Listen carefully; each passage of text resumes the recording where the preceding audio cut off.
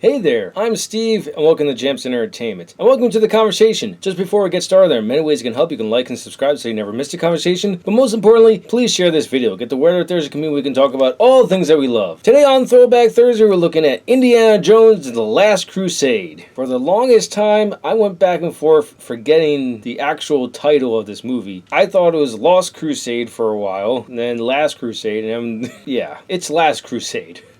Obviously, Harrison Ford comes back as Indiana Jones, but you also have John Rhys Davies reprising his role as Sala, Denholm Elliott as Marcus Brody, and new cast members, Sean Connery playing Professor Henry Jones, also known as the father of Indiana Jones, and no one else could have possibly played the father of Indiana Jones. Just no one. It's what I briefly hinted at in the last review. And yes, I still hold that Sean Connery wore it better.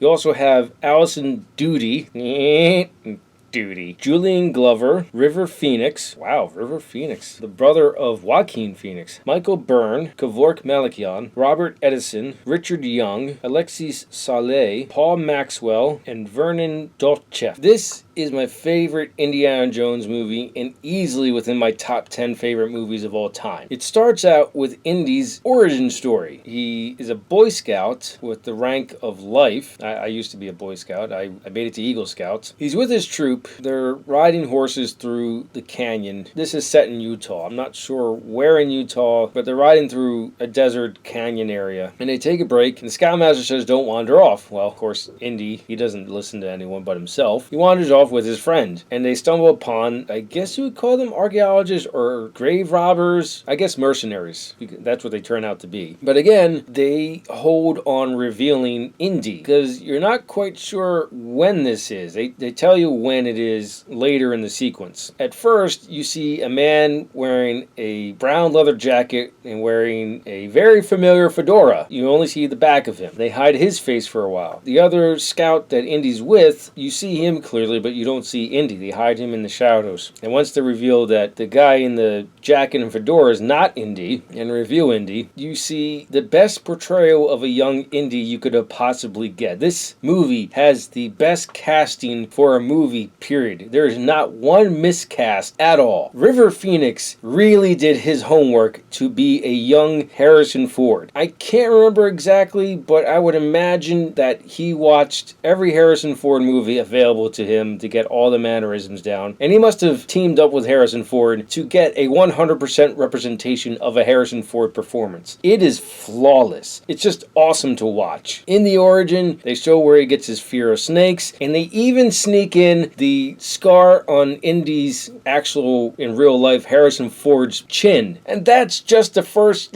10 minutes. At some point, it fast forwards to present day, and he's back at the college or university that he teaches at. He gets the mail, and one of them is a package from Venice. When he leaves the university or college, he gets confronted with three men that take him to a wealthy individual, Walter Donovan, who wants to recruit Indy to go after the Holy Grail. He lures Indy into doing this by showing him that he has artifacts that point towards the Holy Grail. And Indy's like, "You got the wrong Jones here. My father was the one that was all about the Holy Grail." And Donovan points out, "We've already gone that route, and your father's gone missing." And that's what really hooks Indy into the story. Not so much finding the Grail, but rescuing his father, despite them being estranged from each other. I'm going to stop there with the story, because it is just a fun, fantastic, and awesome time to watch this story unfold before you. The action is still top-notch, and it surprises me still each time I watch it. There are some things like, how do you get out of this? And it's just mind-blowing to watch the action happen. The chemistry between Sean Connery and Harrison Ford is 100% realistic. You buy them as father and son. It is an absolute treat to watch them. There